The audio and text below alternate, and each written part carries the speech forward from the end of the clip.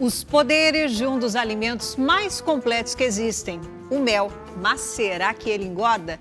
E se cristalizar, é falso? Geleia real e própolis servem mesmo de remédio? Tire todas as dúvidas em novo episódio de Mitos e Verdades da Alimentação.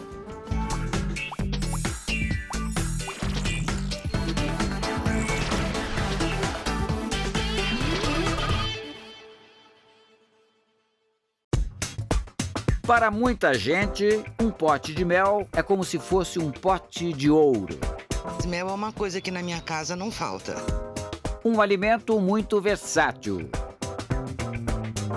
O mel é um produto natural obtido a partir do néctar das flores e de secreções da abelha. E você sabia que, se guardado corretamente, o mel não estraga com o tempo? No Egito, foram encontrados potes de mel em tumbas de faraós de 3.000 anos atrás, em perfeitas condições de consumo. Isso acontece porque o mel pode absorver e reter umidade. Por isso, o mofo e as bactérias que poderiam estragá-los perdem rapidamente a própria umidade e morrem. Até o aparecimento do açúcar, no século XVII, o adoçante usado na cozinha era o mel. E olha só, por ser rico em carboidratos, o mel é uma ótima fonte de energia. Você já ouviu uma pessoa, assim, mais velha, falar que mel cura dor de garganta? Já, né? E ela tem razão. O mel tem ação antibacteriana e uma série de nutrientes bons para o organismo e que podem evitar várias doenças. É fonte de ferro, é fonte de magnésio, de potássio, é fonte de vitamina C, vitamina E, vitamina D, um alimento bem completo.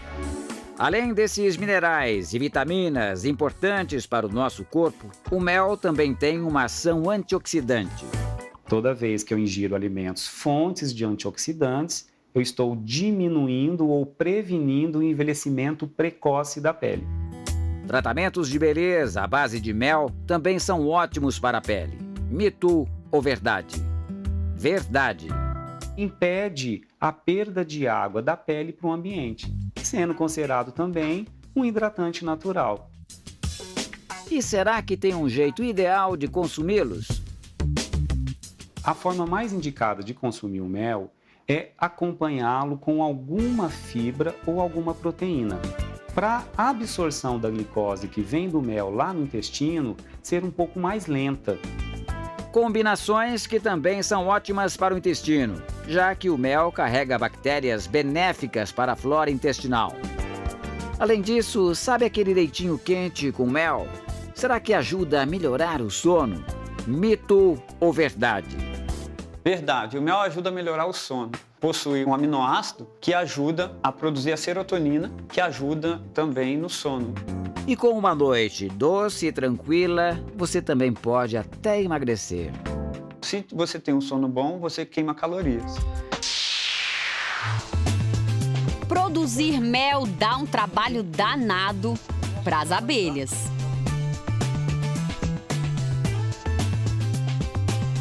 Tudo começa com o voo para sugar o néctar de uma flor e voltar para a colmeia. O néctar sofre a ação de enzimas no organismo da abelha para se transformar em mel. Já vem com vitaminas, sais minerais da própria planta, tal, enriquecido, né, com todas as enzimas do organismo da abelha.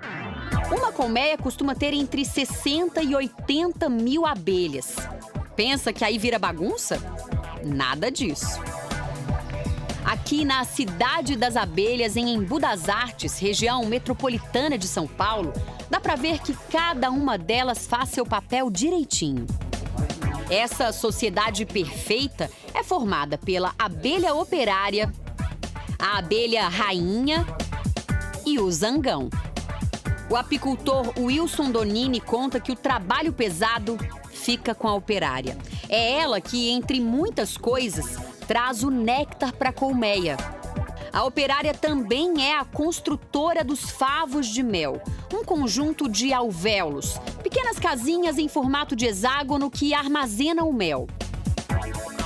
Tá vendo esse aí? Cheinho.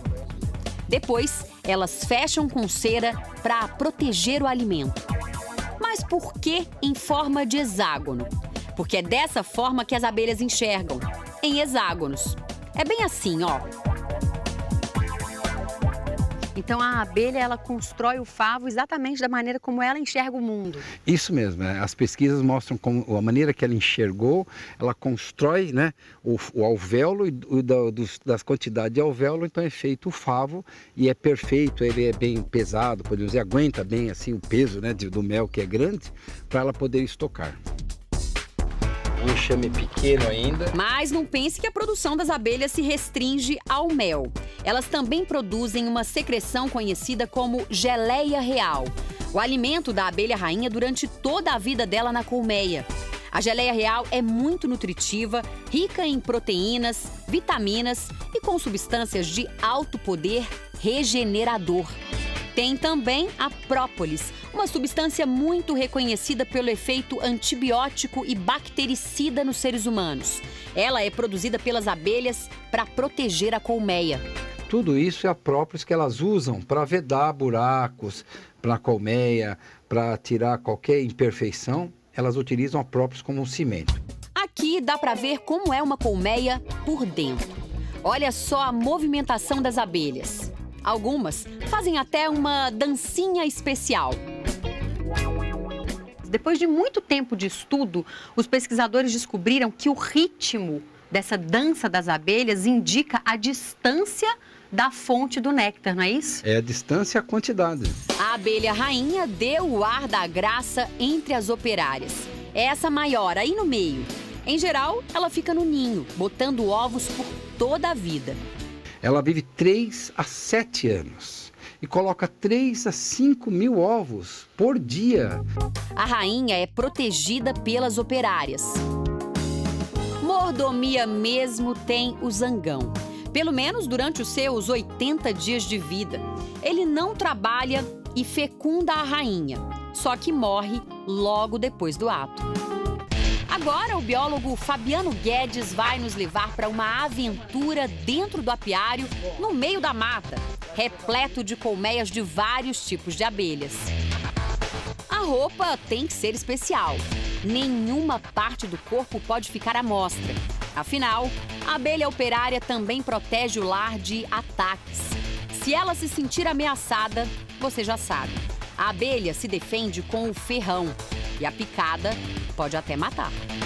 Se dentro de 20 minutos, febre, falta de ar, ânsia de vômito, começar a inchar o corpo todo, a pessoa tem que correr para o hospital. O ferrão acaba preso na vítima e isso rompe o abdômen da abelha. É por isso que ela morre depois de picar alguém. Vamos entrar quase em silêncio. A abelha não gosta de barulho nem de cheiros fortes. Esse lançador de fumaça ajuda a nos proteger. Quando a gente joga fumaça na colmeia, as abelhas automaticamente vão encher a barriga de mel, porque elas não são bobas de fugir com a barriga vazia. Então daqui não sai fogo, nós vamos jogar fumaça na colmeia, simular um incêndio, elas vão se preparar para fugir e vão ficar o tempo todo com a barriga cheia enquanto a gente trabalha.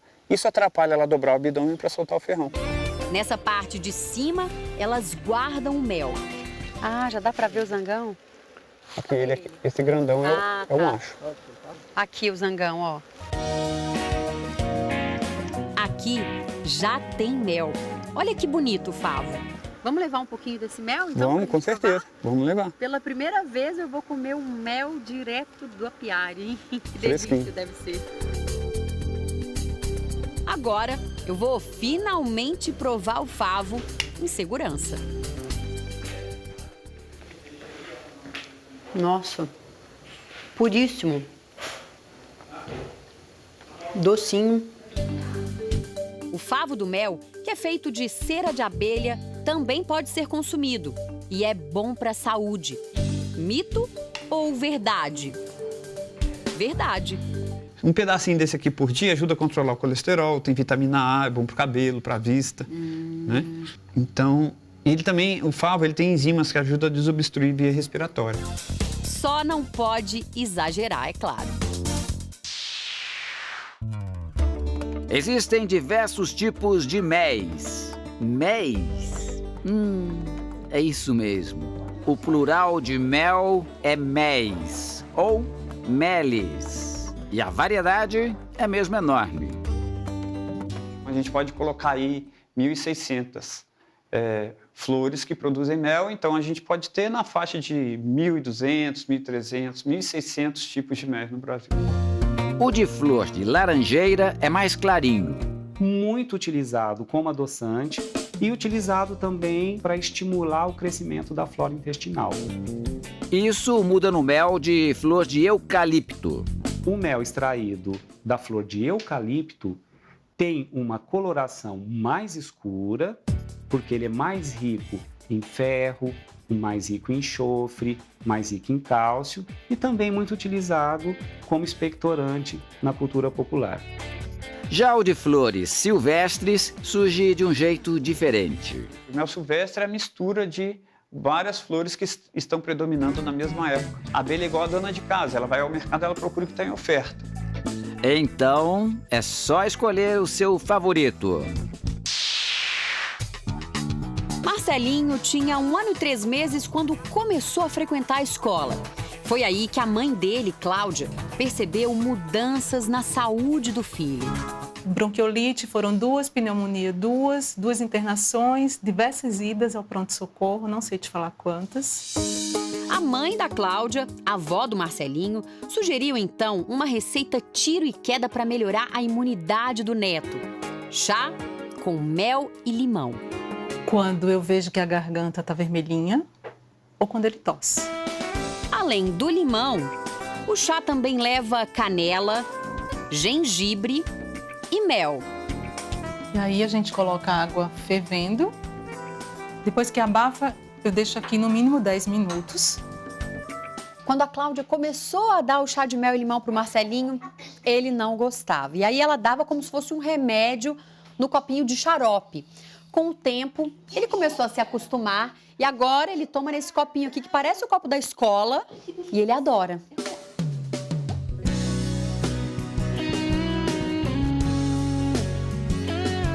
São medidas válidas para aliviar o processo inflamatório, mas não para curar uma infecção bacteriana, viral mais grave, que exige a intervenção de medicamentos específicos. E já que o assunto é criança, você já ouviu falar que bebês de até 1 ano de idade não devem consumir mel? Será mito ou verdade? Verdade. Existe um risco, embora pequeno, de que o mel venha contaminado por esporos de uma bactéria que causa um botulismo. Em adultos, essa bactéria, quando chega no aparelho digestivo, nós temos a capacidade de inibir o seu crescimento, se a quantidade for pequena. Bebês abaixo de 1 ano não têm essa capacidade. O seu intestino, o seu sistema imunológico ainda está em formação. Como o Marcelinho já tem quase 3 anos, o mel está liberado.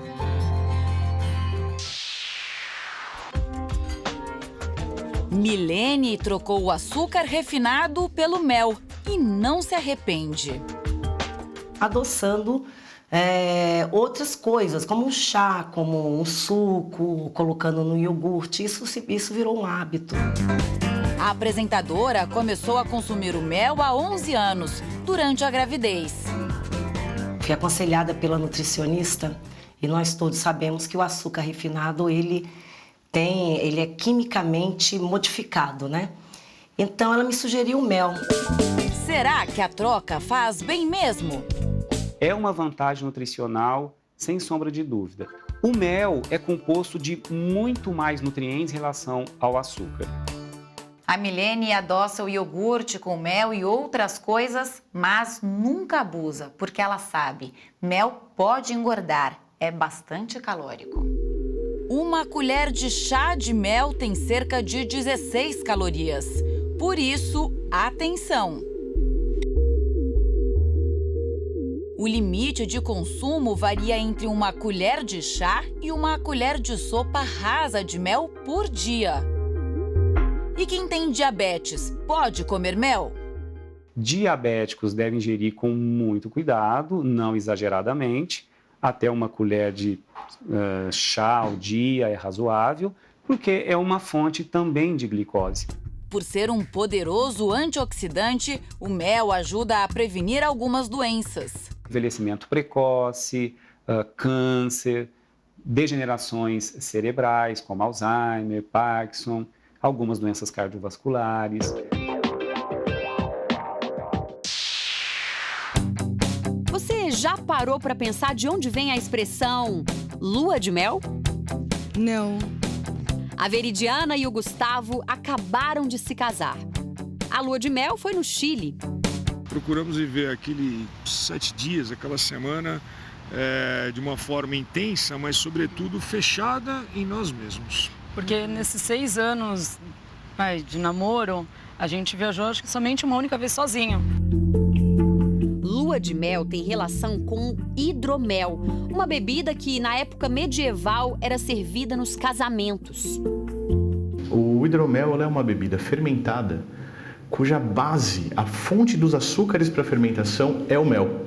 Ela é parente da cerveja e do vinho, só que enquanto no vinho você usa o suco de uva, que tem um concentrado de açúcares, e na cerveja você usa o malte, né, como fonte dos açúcares, o hidromel é o mel. O hidromel era servido aos noivos todos os dias durante um ciclo lunar. Por isso, lua de mel. Não é muito fácil encontrar hidromel por aí, mas ele existe. O Gustavo e a Veridiana vão provar. O legal é que o hidromel ele é considerado como afrodisíaco, então é uma coisa interessante, e era justamente essa motivação que o pessoal tinha na Idade Média, né? Então, para uma vida doce, hidromel. Ele é Diferente. Diferente. Nem tudo que se vê por aí é mel de verdade. O tal maple syrup é um dos alimentos mais populares do Canadá. É um xarope feito da seiva de uma árvore. Parece, mas não é mel. Já o xarope de milho é muito usado nas confeitarias brasileiras para adoçar algumas receitas. Mas também não é o mel verdadeiro. Também tem muito mel sendo vendido por aí que não é puro. Então fique de olho. No ato da compra, olhar se é uma embalagem onde existe um rótulo liberado ou registrado pela Vigilância Sanitária, se o mel tiver com impurezas, com substâncias com cores diferentes, isso pode sugerir uma contaminação ou uma adulteração. E se cristalizar, é a prova de que o mel não é verdadeiro. Mito ou verdade? Mito. Depois de sair da colmeia, dele desidratar um pouco, ele se cristaliza. É isso que faz com que a gente acredite que o mel é verdadeiro. E o que fazer para voltar a consumir o mel que cristalizou? Apenas aquecê-lo em banho-maria, em fogo baixo, por alguns minutinhos. Alguns engenhos espalhados pelo Brasil ainda fazem o mel a partir da cana-de-açúcar. É o chamado mel de engenho. Estamos no pequeno município de Nossa Senhora do Ó, que fica a cerca de 100 quilômetros do Recife. Por aqui, ainda se faz mel de engenho. Eles usam esta moenda de 1850 para moer cerca de 8 toneladas de cana todos os dias. Depois da cana moída, o caldo vem parar aqui, ó, nesses tachos onde é fervido. Agora, é fundamental saber o ponto exato para que o caldo não se transforme em rapadura. E quem sabe disso é seu Zé. Não chega em ponto não, porque quando ele chega em ponto ele começa a cortar aqui. Ele fica cortando essa parte daqui. Aí tem que ficar mais pastosa, né? Mais estilo mel mesmo. É, realmente. Olha só, aqui já dá para ter a noção, ó. Já tá no ponto mais de consumo, ó. Gostoso. A produção do mel de engenho é trabalhosa. Mas aqui é uma tradição de família.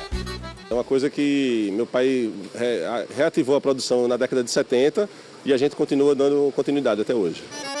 O mel de engenho vai bem com tudo. A tradição por aqui é misturá-lo com farinha de mandioca. Um sabor que atravessa gerações.